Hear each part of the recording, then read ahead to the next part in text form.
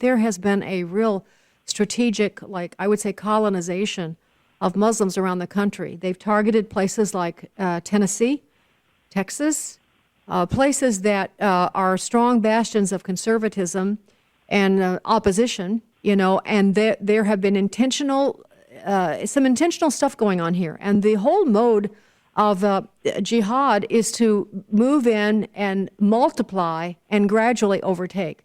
So, I mean, I'm with you. Certainly, I would never mistreat or have personal animosity toward just the average Muslim living next door to me. But being aware of what it is that they are intending is quite another thing. I'm not quite sure what to do with that, even myself as a Christian. I'll be honest with you. I'm not sure what to do with that. When you recognize what the end game is, it's hard to be gracious, and it's hard to find that place of ministry. Do you think that you guys have found sort of a balance with that? I don't think that we have. It's funny. We've seen Christian brothers and sisters compromise on their faith in order to placate the ideology of Islam as well as the gay agenda. And we're starting to see how that has radically transformed our small community, what we would consider a very small community, into something that is now like a war zone. And, it's very strange because I own a business, and I own a business and operate that business right next to a Muslim school.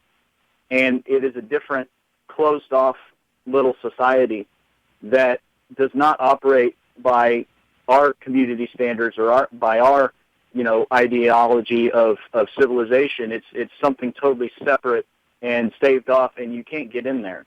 It's not. It's like it's a sequestered area, a no-go zone, if you will.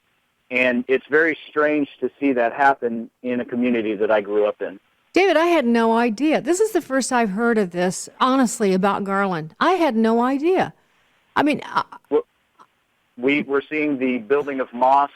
I mean, it's every other block, that we go down. It's just different. It's not the same place that I grew up in.